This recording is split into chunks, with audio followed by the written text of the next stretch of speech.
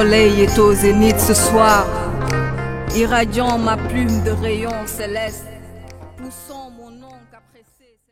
Mesdames, Messieurs, amis téléspectateurs de Walf TV, le label Seven Truths, ladies and gentlemen, salam alaikum, bonsoir et bienvenue à ce grand rendez-vous, le rendez-vous du slam. Donc, comme ni ngeen ko gisee tey la tey ñu daal di jël nag bis bi jagleel ko un grand monsieur, un grand homme. Donc, il s'agit bien de El Hadji Sidi Lamine Niass, fondateur du groupe Walfadjri, un éternel salvateur. Alors, tey nag comme ni ñu leen ko diggee woon dañuy àndandoo ak yéen ak maanaam ay ndaanaan. ñoo xamante ne ay connaisseurs lañu ñoo xamante ne ay ñu seen xel di màcc lañu ñoo xamante ne maanaam ay paroliers lañu ñu fas yéene ñëw àndandoo ak ñun ci ay prestations yu am solo alors di jaajëfal bu baax également ñi nga xamante ne ñoom ñoo fi teew les sisters membres du jury ñi ngi leen di nuyu itam journalistes yi nga xamante ne ñi ngi fi àndandoo ak ñun di jaajëfal toute l'équipe technique moo xam muy ñu nekk régie caméraman yi ba ci techniciens yi cant ak ngërëm ñeel na leen comme ni ñu ko baaxoo ni ñu ko leen ko diggee woon dañuy ñëw ak yéen ci maanaam poule A bi nga xamante ne ñoom ñoo fas yéene tàmbali maanaam jeu concours bu am solo bi nga xamante ne moom la ñu dippee Grand Prix Sidi Lamine Niass alors poule A bi ñi ngi composé de 8 personnes yoo xamante ne kenn ku ci nekk di nga ñëw fii daal di ñuy maanaam révéler sa connaissance alors dañuy daal di rek tàmbali ak équipe bi nga xamante ne ñoom ñooy njëkk démarrer prestation yi donc il s'agit bien de JKM Serigne Fallou Bey ak El Malcolm X Abdoulaye Sow Lyrical Ness Patrice Mendy Joseph Le Saint ak Abdoulaye Sow Ban Abdoulaye Sow Riban donc autant pour moi ñoom ñooy ñi nga xamante ne ñoom ñooy njëkk ñëw pour démarrer prestation yi alors fi ñuy tàmbalee ak yéen moom mooy JKM bu fekkente ni c'est bon du côté de la régie c'est maintenant mën nañoo rejoindre scène bi ñu tàmbali programme bi Grand Prix Sidi Lamine Niass fii ci Walf TV ak le label Seven Truths.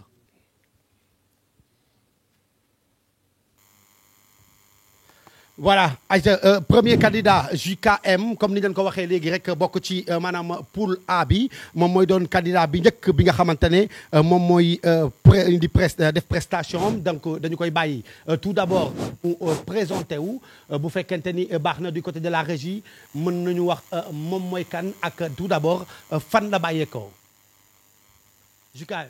salaamaaleykum. maa ngi tudd Jules Kakawen Mendy nekk artiste slameur du nom de JKM maa ngi dëkk Guédiawaye plus particulièrement Wakhinane Nimzatt voilà ma walindu mboos ba yëccinji ma njëkk Jules Kakawen Mendy salaamaaleykum. alors avant ñu ñëw ci prestation bi est-ce que mën nga ñu wax maanaam lan ngay def dans la vie da ngay liggéey da ngay jàng ou bien. waaw man à part slam bi damay jàng maa ngi def infographie. voilà maa ngi def formation infographie quoi. d'accord donc free open mic yow yaa ñuy ñëwal ak ci maanaam li nga xamante ne moom nga ñu indil duñ la imposer benn thème mais yow yaay ñëw ak sa salaamu bopp ñu àndandoo ñun ñëpp mbokk yeeg xaritu téléspectateurs yi ak public bi fi nekk ak jury bi ñu déglu la nga daal di doxal sa maintenant. ok merci.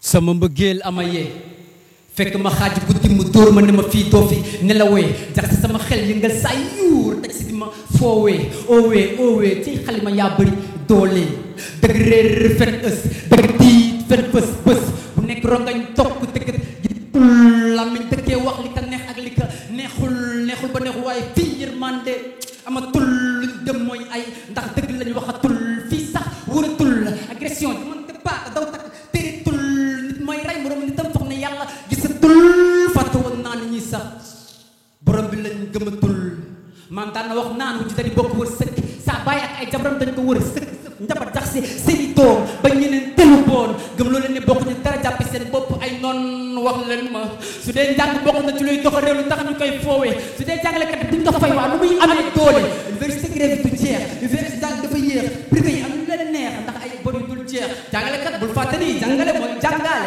jàngalekat bi ku leen jox xam-xam waroo ko téye baale jox ko cër jox ko nopp teg si di ko faale soxna si waa lu tax nga taamu sama xol këf su ma la gisee damay tiit sama fit di tëf yow ngi bari nga doole waa maa du sax dëgg sëf nañ ma bëggoo ma jàppee ko ay kafa wala sama xaalis rek moo li ma sab je gën baal ma dee bu ma la woon dama la doon fooye sama xel fooye sama laay ba tey jii ñu am ci góone man sa xol xam naa ne man lañ fay fekk ci gën maa ngi jéggalu xam naa ni dama la bett yow moom ma jàppale ne sama bopp yow nga xëy jàpp sa bopp def naa la doomi tey yow nga xëy ne jeex na tey teg naa la fi ma tegalu kenn si man daga raw xarit danga ma doon pooli nga bëggoon ma leen ma xarit ay ndaw yi yàqal seen àdduna te seen bakkan tay le sama gaal man li ñoom ak géej dafa am nañ di gaale mooy juri te jaaxle ñàkk seen i doom si gën di gaale ay député nekk biir assemblée di xeex sàggante tey ngeen fa teewal baabu da nga tudd dellu ko la nga bañ mbaal mooy moom dafa mbaal suñuy xel yi këpp yeneen dëfu ay nit foo laa taram ni nga mel ma ne foo laa tar sa oto bi dafa ndànk foo laa tar ni ngay dawalee si tali bi soo sonne nga dalu gën a moytu accident yi dañ see sonn dañ see taay ay waali la la nii hôpital yee gën a feebar ñi feebar yi fay faju defal patient ni sa bopp wax la moom si nekk teraanga jàppee ko ni sa bopp pour nga tiital pour nga saaga waxtu neex de des si nopp takk der ñu sàmm duñ say noonu monsieur le juge am nañu nekk prison te def ñu dara lu bon abe beeg imam bi lañu waxtaane dialogue bi ñu ne mbëggeel amul diine xanaa bi jàmm mooy iblis chrétien waru sëy musulman xanaa kon dina dafa si islam Chaud. Voilà, JKM, merci beaucoup pour cette belle prestation que tu viens de nous gratifier. Mais là, tu as continuer tout d'abord. Journaliste yi nga xamante ne ñoom ñoo àndandoo ak ñun ci maanaam plateau bi il s'agit bien de Assane Gueye bu Walfadjri ak Rokhaya Fall dama bëggoon Assane balaa muy dem ñu bàyyi leen ak moom ngeen laaj ko côté texte bi présence scénique bi ba xam. Alors, salam alaikum à tous, Hassan Gueye, journaliste au groupe Walfadjri. Peut-être revenir un peu sur la nature du texte, parce qu'on est parti de l'amour à la haine, en passant par les faits de société. Pourquoi dans ce texte de slam de 2 à 3 minutes, tu as, disons, essayé de toucher à tout? Pourquoi Diallo la décision de parler d'une chose et d'y aller à fond? Ok, merci beaucoup. En fait, texte bi objectif bu ma amoon mooy que ni ma wax dëgg quoi. Parce que texte bi thème bi c'est ça c'est dëgg voilà dama bëgg a touche fu nekk ku nekk peut-être fi ngay toog mën a dégg di nga ci mën a jàng te aussi amaana di nga ci gis sa bopp quoi moo tax sama objectif ci texte bii nii je pèse bien mes mots ci texte bii nii c'est ça ci fu nekk quoi c'est ça l'objectif. Bonjour à tous JKM ñu la jaajëfal donc par rapport aussi ak li nga xamante ne moom la Assane wax léegi donc da nga laal fi nga xamante ne mooy amour.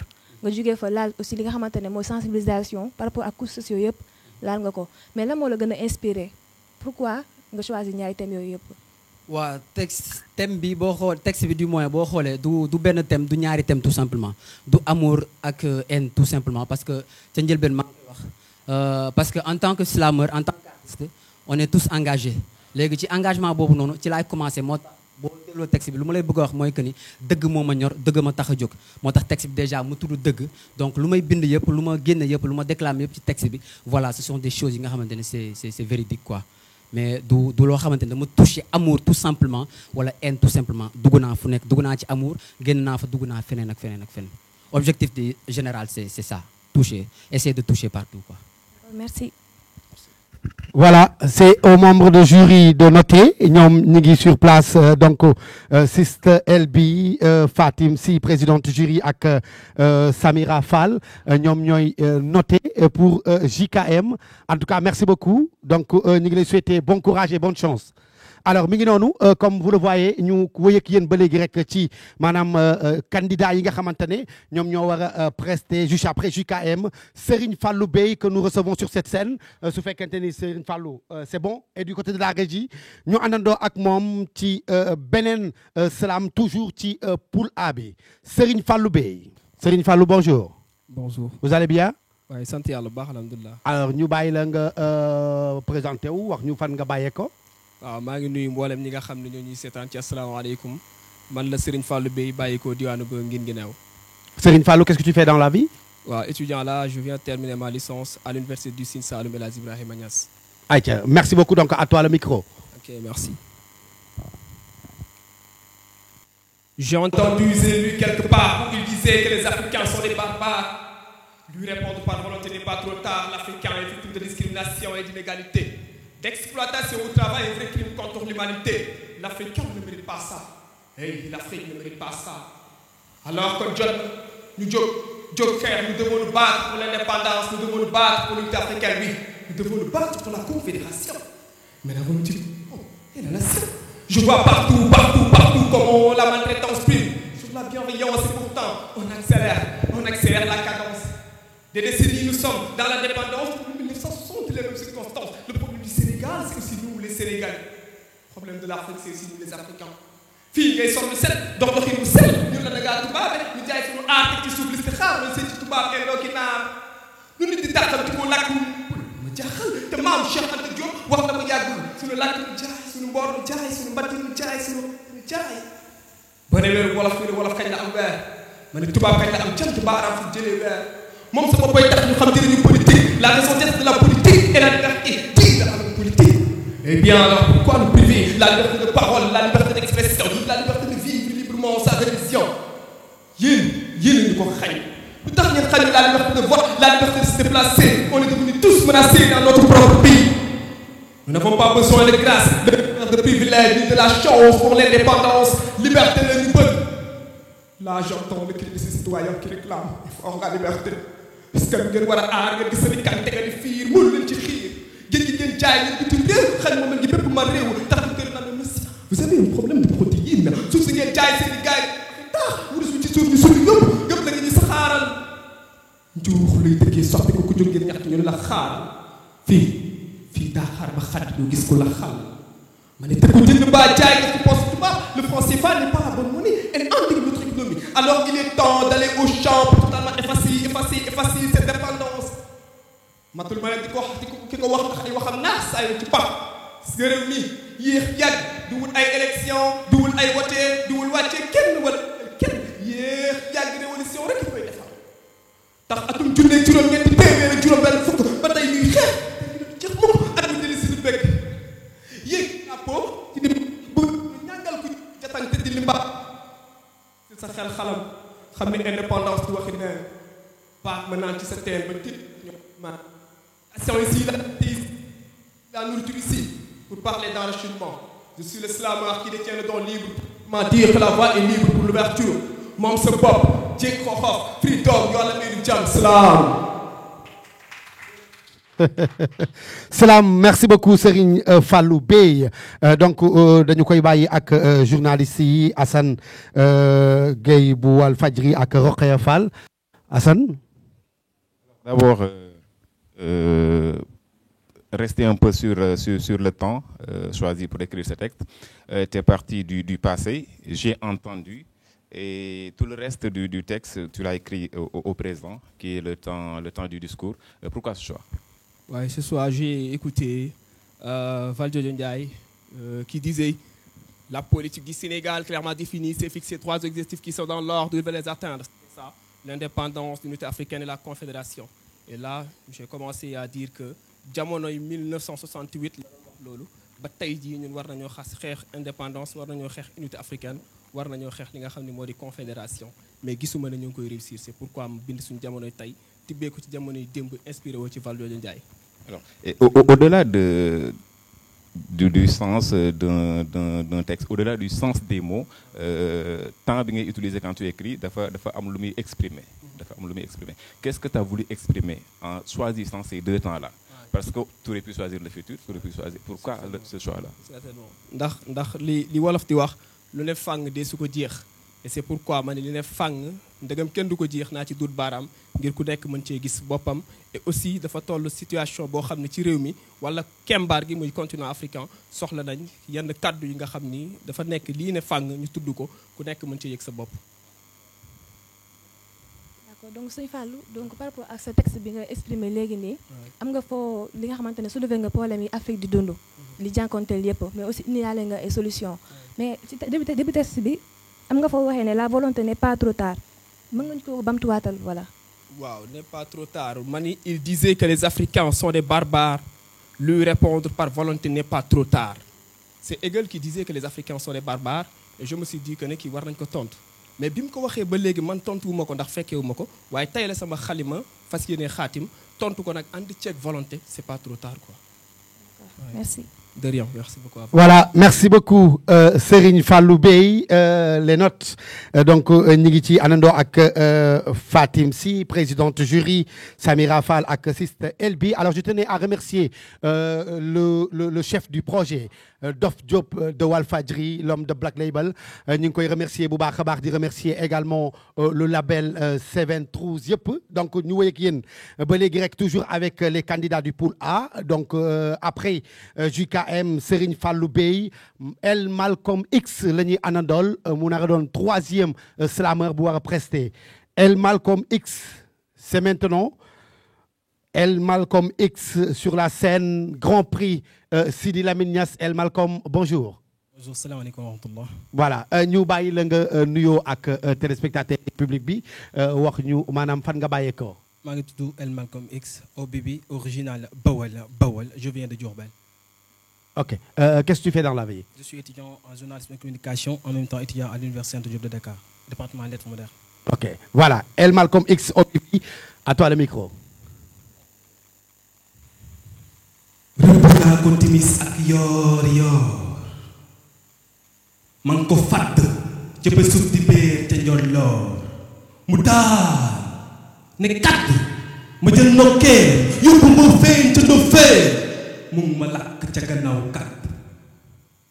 gannaaw ba ma nekkee jéeg njoogu ca pencum ma rak xuba daan raas ak riigu cappawum pecc ma laa ko romb su roj roof ko rendi retiré ris fi roj ci ruugi ci la ñu reer ba rekk Sylvestine sa yaay ja Ernestine ak Tati Pauline maa leen gis ne statut ne en route vers Popenguine ma naawee Dakar toog ca Dakar nga nekkoon peccum taata gin laataa ñuy jikki doon laa leen patek seen miñ lekk leen ba ñu jeex desewuñ sax làmmiñ dimanche di dibee daaw ma dem dama daan dëju jant bi dugg ma naaw daw rene yi dugal benn bis laay naaw ba njoot dëkku kapoo xale yay fubal maa ngi dégg ñu naan moom moo pas ma bal bi yaa mën a dugal ma fël fàtt ndokk gi jox ko sukkay soxna Saliou Sagna sa daan soppeeku siir moo ko soos lañu reer ba rekk dereetu nit laay naan te yàppam laay dundee ci man ngay muslu yow saa soo jullee may ki tax ngay léemu itam saa soo guddee mu ma ne dundee saa su ne ñoo bokk lu ñuy dundee ana kan ci yéen moo sañ a waat ci turu boroom bu ndëkkee wut reeree na mbaa mu añee moroom ana kan ci yéen moom mu jël làmmiñam moroomam kanam ak gannaawam mu musal ci moroom kon bu dee am bu dee dëmb am na mooy kiy toog ci taatu garab yi lu mu la xamal yulli moom amul bàmmeelu bi moo raw wel sax ci sulli bu dee am na mooy gis xarit tàggu classement bureau bàyyi la ne ne maa ngi ñibbi nga jox ko kuur bu gën a fa taal bu ma sata sàmb ci Aminata Njaay bu ñibbi bu dee dëmm am na mooy ki intérêt tax wee du protéger xaritam mooy raw dugg dëgg ko dee seet deesul génn ci biti ay bët bul bukki yow yaay dëmm dëgg bàyyi sa moroom yi ngay dëgg ñu tax xelam bu ko noppee jëfandikoo moom mën a beeyam ñun comme ay jën nañ ba nekkante suñu biir man comme X falaaya sila Yes. Slam 2023 Grand Prix et Sidi Lamine Niass. Merci beaucoup Malcolm X OBB. Alors ñu delloowaat kàddu gi Assane Gueye ak Rokhaya Fall. Malcolm, tu nous as fait voyager dans le supranaturel, dans un monde boo xamante ni génn na fi ñu nekk laata nga ñu see dellu si d'abord déjà si choix boobu avant la deuxième question. Bah, je l'ai fait exprès comme storytelling. Bah, genre dama leen yóbbu ci benn monde boo xam ne man ngeen di suivre en réalité. boobu moi seen pensée man maa koy véhicule maay dirige maay dawal quoi. Léegi c'était pour vous mettre d'abord dans un monde boo xam ne c'est dans l'au-delà. Parce que yéen moment bi may wax ñun Sénégal on a tendance à ce mot est tabou dëmm quand tu le dis.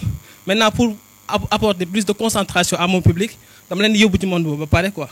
ba ñoom ñu fekk si ma ci logique boobu pour mu ñëw andi lever suspense bi quoi loolu moo tax ma di choix boobu. Alors, suspense bi on peut comprendre que Malcolm parlait de la médisance. Malcolm parle dans ce texte de la médisance donc. Sois plus explicite, s'il vous plaît. ci texte bi. yaa ngi wax dëmm bi mooy par exemple kii wax ci xaritam kii wax ci mbokkam donc je disais que ñu ngi bëggoon voyager loo si monde boobu nga xamante ni imaginaire pour ñun ñëpp wala pour ñu ëpp si ñun li ñu bëggoon wax rek moom mooy sa objectif c'est toucher du doigt la médisance. Ouais. Parce que man je me dis que li yonent bi wax nit jullit nit ki dafa war a jàppee moroom nitam comme ni mu jàppee boppam. Donc bu tey lu bëri bu xew ci àdduna bi rek parce que nit ki li mu yéene bopp yéene wu ko moroomam man je me dis que li ma am tey loolu laa war a yéene JKM su ma ko deful rek man donc dama fauché donc c'est pourquoi j'ai écrit ce texte juste pour rappeler à la population que ni nit ki ngeen bokk li ngeen def wala ngeen bokk fee nekk du compétition en réalité ku nekk na nga ko war a gisee comme sa bopp ku nekk nga jàppee comme sa bopp parce que ñun ñoo bokk même mission bi ñu ànd fii ci àdduna c'est ça quoi. El Malcolm X d'abord dama lay laaj d'abord pourquoi ce concept et pourquoi pas un autre. Parce que man je suis sénégalais gis naa réalité yi fi am vraiment da ngay gis ne da ngay toog amphithéâtre ngeen def cours kenn jóg ki mu àndal mooy nekk ci moom bureau yi nga def stage yooyu nga gis ne nit ki ci ki muy àndal lay jëw nga gis ba ci famille daf ci am donc je me dis étant un artiste damay dem ci nga xamante ne kat c'est tabou loo xam ne boo ko bindee nit ñi dañ ci gis seen bopp ma jaaree fa wax ak ñoom li nga xamante ni kat moom laa war a wax ak ñoom et en plus en se basant sur la religion on dit que le fait de parler sur quelqu'un nga xam ne sa moroom nit comme si nga tiim nit ki di ko lekk donc c'est pourquoi j'ai écrit sur ce thème quoi. Merci.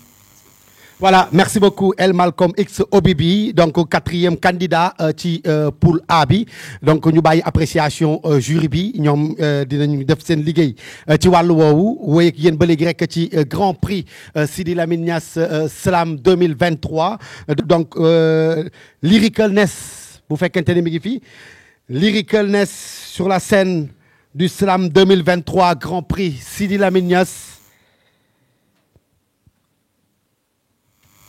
Merci beaucoup Lyricalness. Alors bonjour Lyrical. Vous allez bien? Oui, ça va bien. Alors ñu bàyyi la nga nuyoo gars yi présenté wu wax ñu fan nga bàyyee ko. Yeah, Lyricalness aka de la Courant. maa ngi jógee Guédiawaye par rapport au Slam je suis double finaliste de la Ligue Dakar de Slam au niveau d'Africulture Ban. Ok. Yeah. Alors qu'est-ce que tu fais dans la vie? Bon, sur le plan professionnel je suis électricien bâtiment. Électricien bâtiment. Mais je suis en même temps rappeur et streamer. Ok. Alors merci beaucoup donc ñu bàyyi la ak micro bi yow itam. Slam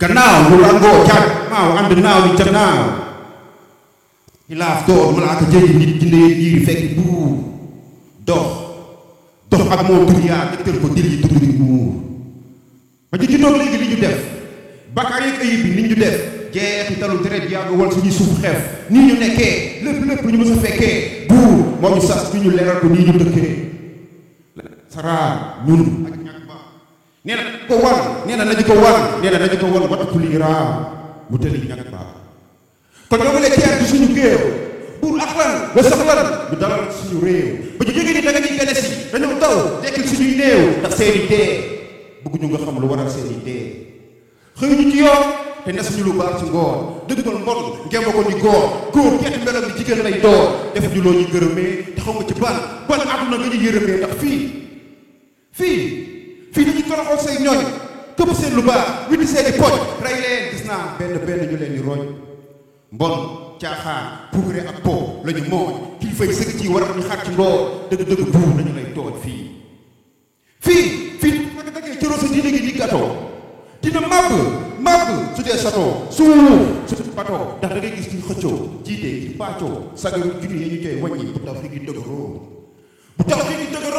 bu ñu génnee mosquée xaan kële bu kii bëgg a mosquée du ñu la ko nëbb bu diina baa nga yëpp fii dañu lay bokkaale te ruuj iblis bi ak ñu cee foqale ndax ba ñu boos suñu bët yu bon yi bu baax ñëpp foqaale mag foo xale jël njubadi soo xaale ba ñuy dëbb yar ndek ñàkk teg nañu soo xaale tey ñoo ngi nii ak pëndëx yi ngelaw lu ñëw këf ñu ñun la jëm yi pëndëx yi këli gedd bàyyi si wotee di yedd fii li ñuy naan indi ko di ko lokk moo ñu tënk tee ñoo jëm kaas bu ne ñu doon fural lépp a dog ndax dañoo saf sàpp ci sobee séntu nañu sénne dina sooxe dañuy sookee sooke pépp songu soow sa war ci war coow ci saar lañu suudee sàggal ci siggi ndax ndoxu siis la ci soodee dañoo siiw moo ñu gën a suuf sa pays suñu wootee ci sekki te seetlu sa dul say sax kenn duñu seeti sa pays ndax ana baat yi saa yi gàtt séeru ñoom di xar baax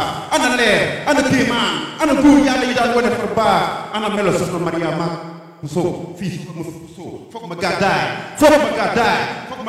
balaa maa doon ci pour ji lakk ni daay dem làq ci dëkkuri jaar ñoom ñu mucc ci pexey da jaar dem naa làq ci dëkkuri jaar ñoom ñu mucc ci pexey da jaar salaam.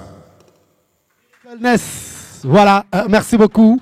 Alors, comme vous l'avez si bien entendu, moom itam def prestation bu am solo waaye dañu koy bàyyi ak nos frères journalistes Assane Gueye ak Rokhaya Fall ñu ñëw ak moom ci laaj yi ñu doog a dellu si waat ak moom. Alors, juste une question texte bi dama si remarqué l'utilisation benn figure de style boo xamante ni mën na am 3 sens muy la répétition. Déjà, au début, mot bi nga njëkk a utiliser gannaaw tu l'as répété 3 fois. Dans le texte, utiliser waat nga ko si foog ma gàddaay utiliser waat nga ko aussi ensuite. Pourquoi nga choisir figure de style boobu? Bon, ce figure de style, je peux l'appeler épiphore, mais c'est la répétition d'un mot. Le fait de répéter un mot dans un texte à plusieurs reprises, ce figure de style s'appelle épiphore. Je l'utilise souvent dans mes textes. Et je l'ai utilisé ainsi. C'est pour frapper l'intelligence, pour attirer l'intention des gens, pour mieux écouter ce que je dis. Donc, faits sociaux yi nga jot a relaté par rapport ak ni ñuy dundee par rapport ak doxalin beeg yëpp ak jikko yi donc am na benn message boo xamante ne aussi en une phrase moom ngay lancé par rapport ak loolu yëpp. Bon, ce texte parle de la dégénérescence par rapport à la dégradation des mœurs, par rapport à la montée des méfaits, maanaam le fait que bienfaits yi à chaque fois ñuy dellu ginnaaw. Nit ñi di jógee ci côté humanisme di gën a yee animalité bu nekk si ñoom texte bi message la pour nit ñi gën a conscient waat xam ne nit moomul yenn yi quoi dañoo war a jógee ci animalité maanaam jéem a dox atteindre vers la perfection moo tax texte bi ñu bindee ko nii mel ni yàlla dañuy gane si ñu ñëw taxaw di boole nit ñi par rapport ak seen jëf yu bon yi ñuy def suñu borom pour ñu gën a soppiwaat doxin gën a xamaat ne àdduna yenn yi jaru ko quoi. Voilà, merci beaucoup Lyrical Ness mi ngi noonu donc toujours ci poule A bi xam naa ni sûrement dinañu am appréciation wu Samira Fall Fatim Si ak Siste El bi alors wéy ak yéen ba léegi rek ci maanaam candidat yi nga xamante ne ñoom ñoo war a ñëw def seen prestation ci Slam 2023 Grand Prix Sidi Lamine Niass juste après Lyrical Ness Patrice Mendy moom la ñuy àndandool toujours ci poule A bi Patrice. bu fekkente ni mi ngi sur place mën na ñëw rejoindre ñu ci scène bi et du côté de la régie su fekkee c'est bon Patrice Mendy candidat ci poule A bi Slam 2023 Grand Prix Sidi Lamine Niass. Patrice, bonjour. Bonjour à vous. Voilà Patrice ñu bàyyi la nga nuyoo présenté wu wax ñu fan nga bàyyeekoo. Paix et joie à tout un chacun de vous. Bon, je me cristallise à l'état civil sous le nom de Patrice Mendy, plus connu dans l'art oratoire du slam sous le nom de Slam Vision Bonne Nouvelle.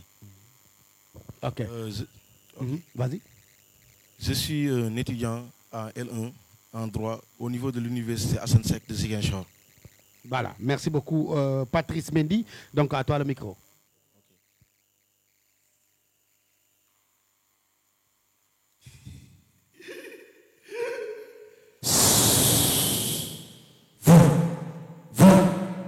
Vous croyez être fous en disant que nous avons des cœurs de loup, plus pire qu'un de loup.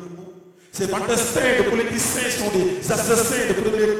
En réalité, ces chiens ne font que dévorer et plier nos richesses en nous laissant des miettes de la détresse et pas d'un fort pour les auditer, car ils ont perdu le bon sens, la vérité. Au secours, ma condition est malade et à bout d'un véritable remède. De jour en jour, ma mère ne cesse pas de verser des larmes, car le noir se sommet, le dictateur n'arrête pas de nous imposer des armes. Depuis le Moyen-Âge, ces intellectuels se considèrent sages, en nous comparant comme des bêtes sauvages. Oui, il est temps que l'Afrique tourne la page de révolution.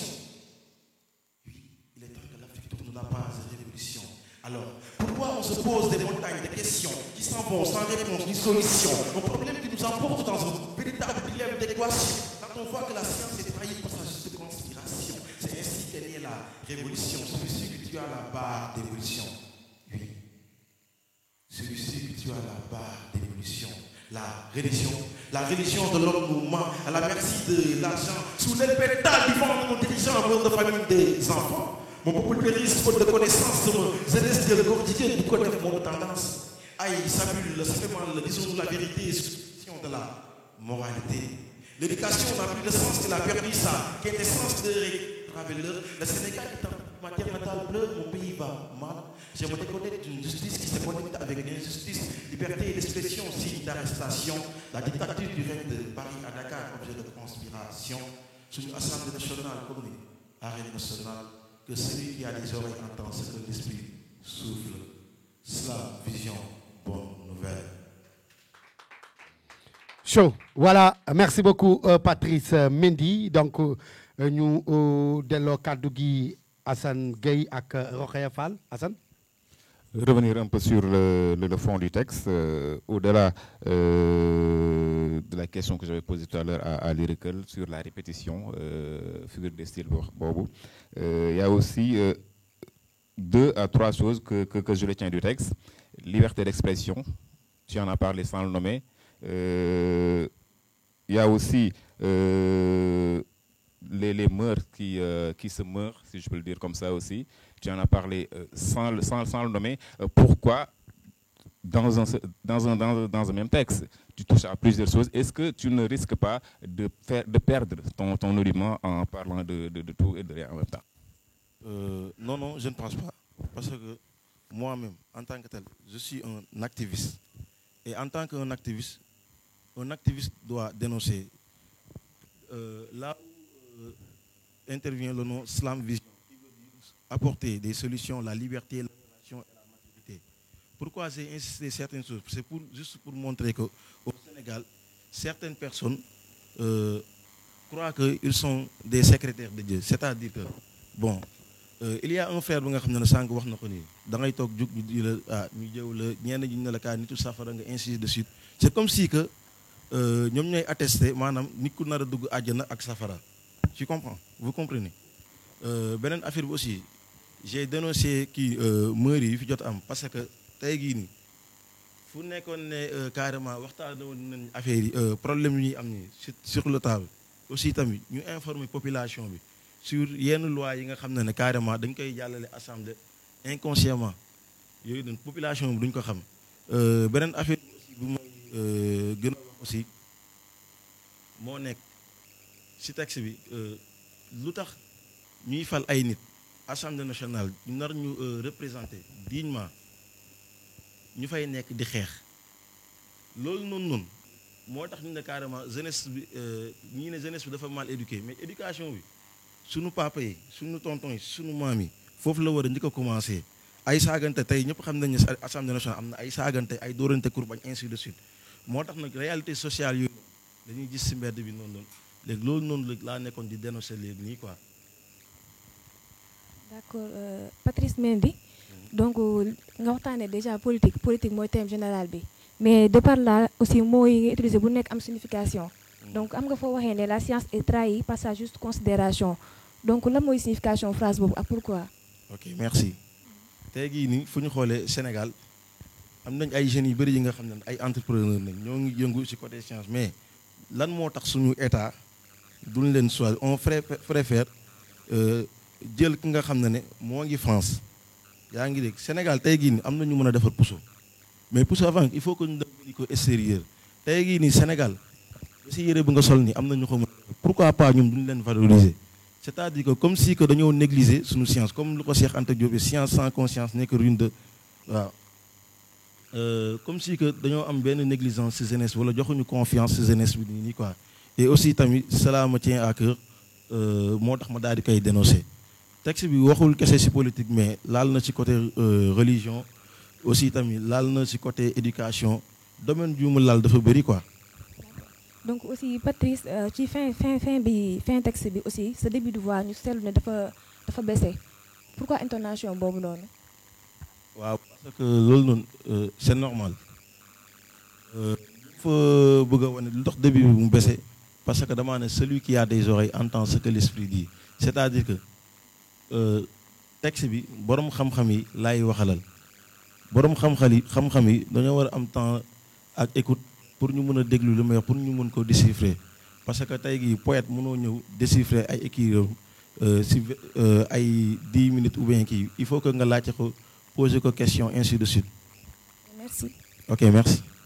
Merci beaucoup Patrice Mendy, candidat Slam 2023 Grand Prix Sidi Lamine Niass ñu jaajëfal ko bu baax a baax donc di nga am appréciation jury bi ñu wéy ak yéen ba léegi rek ci candidat yi nga xamante ne ñoo bokk ci poule A bi te war presté donc Joseph Le Saint su fekkente ni moom itam baax na de l'autre côté mën nañu rejoindre ci scène bi du côté de la jury de la régie également su fekkente ni c'est bon ñu recevoir Joseph Le Saint ci kaw scène bu Slam 2023 Grand Prix Sidi Lamine Niass. Bonjour. Bonjour Joseph Le Saint. Vous allez bien? Oui, ça va très bien. Voilà. Alors ñu bàyyi la nga présenté wu wax ñu fan nga bàyyee ko. Je réponds au nom de Joseph Gomis, plus connu sur le nom de Barham. J'habite à Guédiawaye, je suis artiste slameur, en même temps aussi humoriste. Humoriste. Oui. Ok, tu fais quoi dans la vie? Bon, je travaille en freelance comme infographique, créateur de sites, en même temps aussi dans le domaine de l'audiovisuel. Ok, donc à toi le micro. Merci. Que le slam soit la prophétie qui change nos vies. Ô puissant du Tout-Puissant, de par ma plume, j'écris, je déclame et je dénonce ces magouillards qui nous brutalisent la vie. Je ne slame pas pour slammer, mais pour porter la voix de ces sans-voix. Slam. Je suis ce vers qu'on entend dans le désert déclamer les mystères de la très sainte Trinité. Dans la poésie, je suis ce pôle radical de Molière, le cardinal de Baudelaire, descendant d'Aimé Césaire, président Mandela, capitaine de Sankara, pour africain que je suis ce poète de la boue d'ébène, compositeur d'Afrique, mon Afrique comme une tourbillon de passion. Je suis ce professeur, gladiateur, purificateur, sanctificateur, maître Dieu des mots, mal dont son bonheur flamme et terrorise vos cœurs par des paroles de bonheur. Quand il te demande que suis, dis-le que je suis. Toi, dis-le que je suis cet artiste, comédien, musicien, je chanteur qui rime ses vers par des mots qui vous touchent. Je suis cela vous par ces rimes sortis de l'école des beaux-arts. Je suis la lettre, je suis le mot, je suis le vers, je suis le slam. Je suis ce saint prophète slameur de la mer du cœur. Je commence mes vers par Bismillahirrahmanirrahim et je t'aime par le nom du Père, du Fils et du Saint-Esprit. Je sais du toj borom xel yi lay waxal. Salam. Salam. Voilà. Merci beaucoup Joseph Le Saint. Mi ngi noonu donc dañu koy bàyyi ak journaliste yi Rokhaya Fall ak Assane Gueye. Salut Joseph. Salut. Alors, on sent que tu as essayé de personnifier l'artiste. Pourquoi sentir le besoin d'expliquer qui tu es? Bon, c'est juste pour répondre aux gens qui pensent que voilà, c'est juste quelqu'un de comédie, alors que c'est pas comme ça. Je suis né pour ça. Voilà. Comme d'habitude, la plupart de mes questions dañ may jàppee benn genre boo xam ni moo loolu. Alors que man dama ne tey li ma doon mi comédie bu may def wala slam bu may def c'est juste pour partager avec les frères et les sœurs nekkul que pour leneen quoi. C'est juste pour ça. Et dans ce texte aussi, on a senti, on ne peut pas dire que Joseph est de cette religion-là. C'est aussi un message que tu as voulu lancer. Bon oui, parce que ñu bëri bi ñu déggee Barham bi ils disent que pourquoi le nom Barham alors que je m'appelle Joseph Gomis. Alors que tey boo xoolee maanaam waa d'une part je suis une partie catholique et pratiquant aussi et d'autre part aussi je suis musulman, talibé Baye Niass. Voilà. Voilà. Cause pour laquelle je ne peux pas dire que de quelle apparence je suis, mais li ma doon loolu man la ak yàlla suñu borom xam naa ne saa su ne maa ngi koy xëy di ko ñaan di ko jaamu aussi. Voilà. Joseph ku la dóor moo la tooñ de. Donc Joseph damay rebondir ci question bi nga xamante ne aussi Assane posé na ko donc sa inspiration sa propre personne la n'est-ce pas? Oui. D'accord. Et qu'est-ce que ça vous fait? Bon, ça me fait de faire passer un message que les autres puissent connaître aussi. Moo tax sama dernier texte ma ni maanaam seen xel yi seen yuruy toj borom laay waxal maanaam ki am xel am dégg-dégg di xam fan laa bëgg a waxee Merci. Voilà, merci beaucoup Joseph Le Saint alias Barham mi ngi noonu donc ñu jaajëfalaat leen bu baax a baax mbokk yeeg xaritu téléspectateurs yi nga xamante ne rek ñu ngi ñuy suivre ci Slam 2023 bi Grand Prix Sidi Lamine Niass ba léegi rek ci poule A bi nga xamante ne ñu ngi àndandoo ak ñoom donc Abdoulaye Sori Bane moom la ñuy àndandool cette fois-ci donc di jaajëfalaat bu baax a baax maanaam ñi nga xamante ne ñëpp ñu ngi ñuy suivre à travers la télévision au public bi fi nekk les journalistes membres de jury ñoom ñëpp ñu ngi leen di jaajëfal bu baax a baax Abdoulaye Sori Bane bonjour Abdoulaye. Bonjour à vous. Vous allez bien? Je vais super bien, alhamdoulilah. Voilà Abdoulaye ñu bàyyi la nga présenté wu. Moi c'est Abdoulaye Sori Bane. À la question de répondre qu'est-ce que j'ai fait dans la vie, j'ai fait de mon mieux dans le monde de l'entrepreneuriat et de la motivation. Donc tu es un góorgóorlu. Ah bien sûr effectivement. Voilà Abdoulaye donc ñu bàyyi la yow itam nga ñëw ak sa partition. Ouais, c'est bon. C'est bon. Allez, let's go.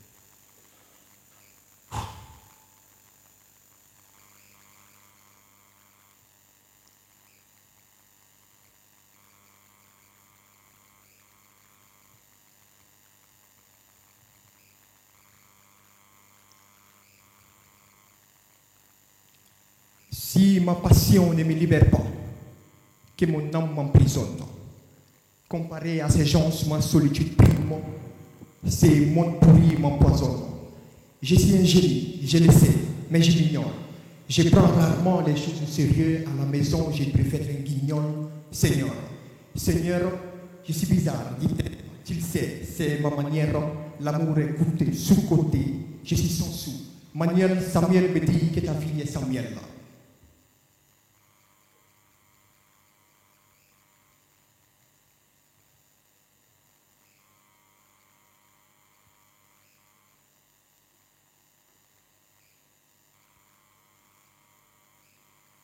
Pour ma famille, j'ai laissé tant de choses me compromettre. Mais je reste tout de même ce lion avec les qualités d'un chien, mais je n'ai pas de maître. Je vis la philosophie plaquée au quotidien, c'est une chanson. J'ai l'œil aussi vif qu'un poisson, la langue aussi venimeuse qu'un poison. J'ai fait des kidnappings sans façon, sans demander rançon. Le monde tourne autour des francs-maçons, je reste à l'écart de la main comme un maçon. J'ai l'air tellement fort, mais à l'intérieur immensement fragile. J'ai attention quand je marche, je suis agile et tout à fait d'argile. J'ai longtemps clamé mon courage, mais au fond, je suis une tapette. L'argent au-dessus de tout, c'est ce qu'ils disent. J'en aurais donc assez pour porter un costume et une clapette. Allô, elle me dit, paye. Tu es un lion, je suis un lion dans cette chaîne. Je veux que tu fasses de moi ta croix. Mes sentiments sont restés intacts dans ce carnage. Je reste tout de même crucifié sur ta croix. Slam. Yes. Slam. Merci beaucoup Abdoulaye Sori Bane. Donc mi ngi noonu ñu bàyyi la ak Assane Gueye Rokhaya Fall. Alors Abdoulaye, ce qui marque tout de suite dans ta prestation, c'est le silence ou les silences. Parce qu'il y a eu deux moments de silence. Ce sont des moments de flottement. Tu as bugué, tu t'es perdu ou qu'est-ce que tu as voulu exprimer? Et déjà, les silences, c'est pour marquer une minute de silence en fait. Pas une minute de silence parce que ça ne tient pas la route, mais juste simplement pour rendre hommage à un candidat qui aurait dû participer à cette compétition qui n'est plus. Absi Rafal, qui repose en paix. Non. Alors, au-delà de ce silence, venons-en un peu au texte. Moi, je n'arrive pas à me situer par rapport à ton texte. Là. Comment est-ce que tu expliques ça? Je suis dans la liberté. Je m'exprime. Dès que je suis inspiré, je laisse mon esprit parler à ma place. Dans ce texte, tu peux voir, il y a plusieurs thèmes à la fois. L'amour, je parle de moi. Mais je précise encore une fois de plus, quand je parle de moi, je parle aussi pour les autres. C'est dans ce contexte, en fait. Donc, Abdoulaye Sori, quand vous faites l'expression du moi, vous parlez à votre propre personne. Si, effectivement. Vous avez utilisé les mots comme guignol, chien, poison, tapette. Qu'est-ce que ça vous fait? Que ressentez-vous quand vous utilisez ces mots? C'est toujours dans la liberté d'être soi-même en fait, de ne pas s'imposer des règles, de s'exprimer librement. Quand je parle des chiens, je parle de la fidélité, de la loyauté. Quand je parle d'un guignol, c'est d'être moi-même quand je suis entouré avec ma famille. Sans farce. Je lève l'apparence en fait, je suis moi-même. C'est toujours dans ce sens en fait. D'accord, merci. Voilà, nous poursuivons ba léegi rek ak Slam 2023 Grand Prix Sidi Lamine Niass ñu jël candidat bu mujj ci poule A bi. Il s'agit bien de SDM, la jeune artiste. SDM. C'est SDM. Ki bind naa ko gaañ de kan la Assane journaliste ko bind de après dans la jury bi ñaar nañ lay may voilà SMD et la jeune artiste sur cette scène du Grand Prix Sidi Lamine Niass. Bonjour. Bonjour, salam alaikum wa rahmatullah. maa ngi tudd Soxna Mariama Diarra. Mon nom d'artiste c'est SMD, la jeune artiste. Je suis étudiante en licence 2 à l'UVS, mathématiques appliquées et informatique. En même temps, je fais une formation à Dakar, à l'ENFEFS.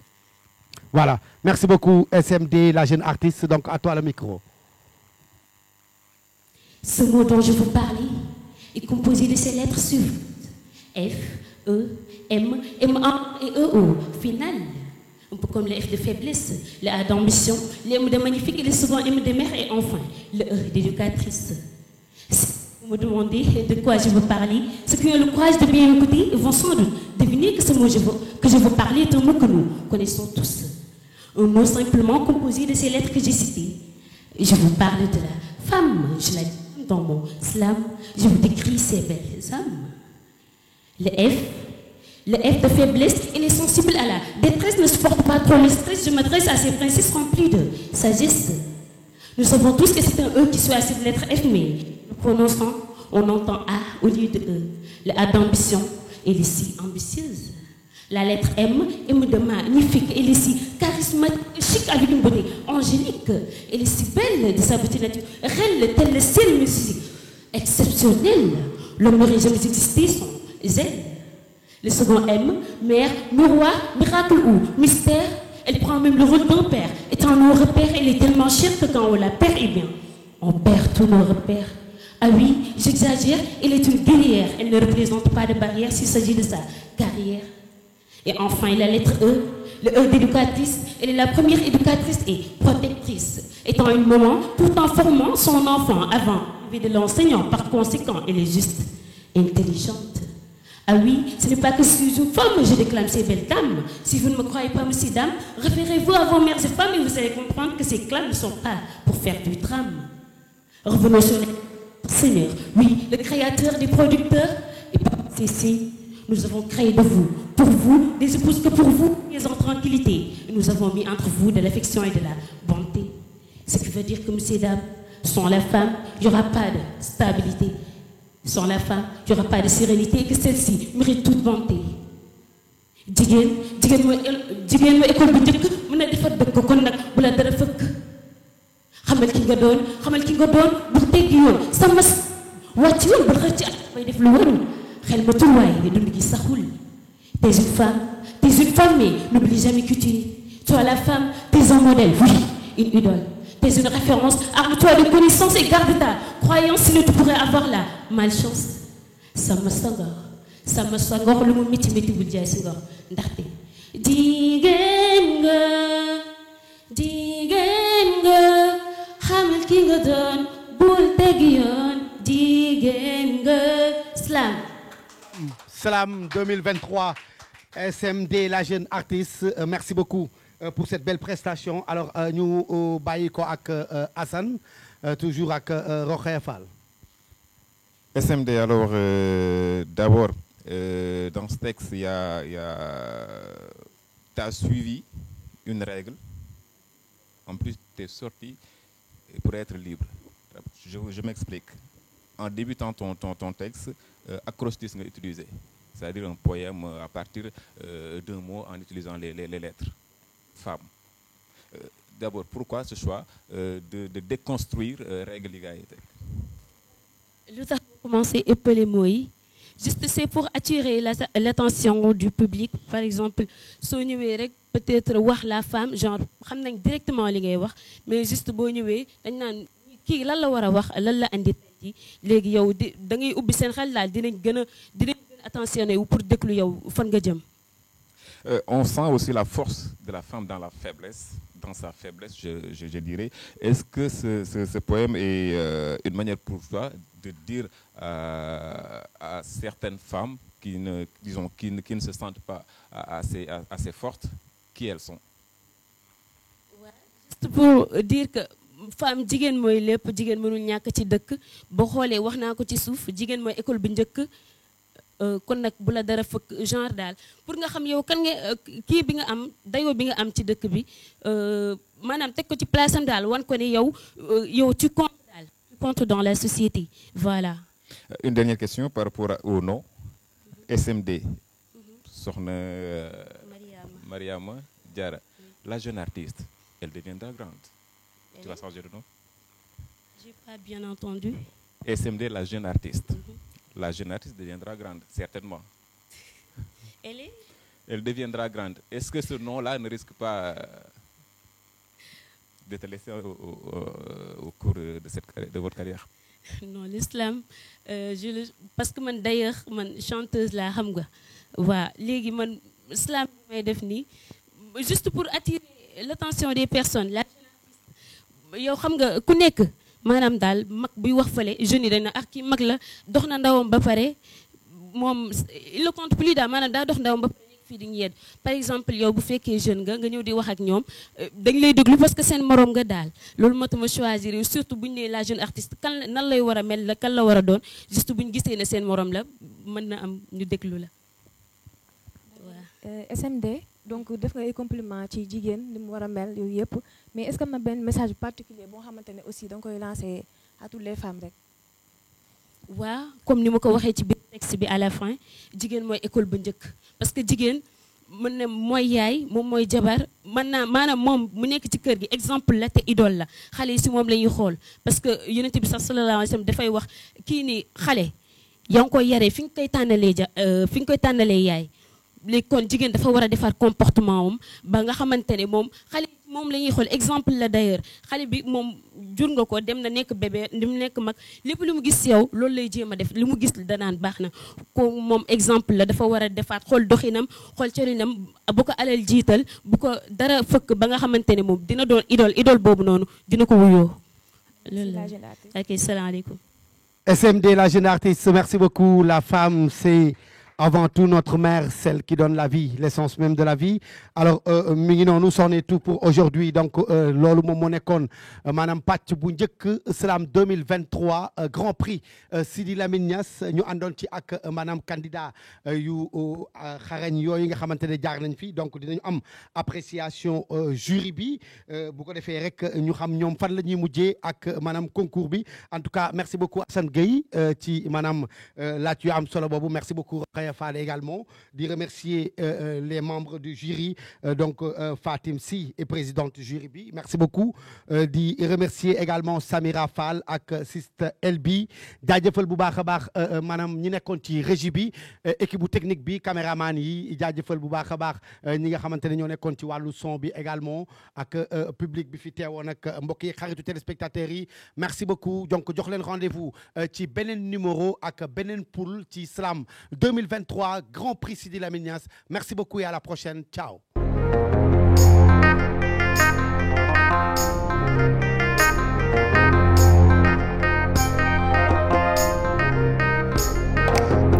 Le soleil est au zénith ce soir, irradiant ma plume de rayons célestes, poussant mon nom qu'apprécie.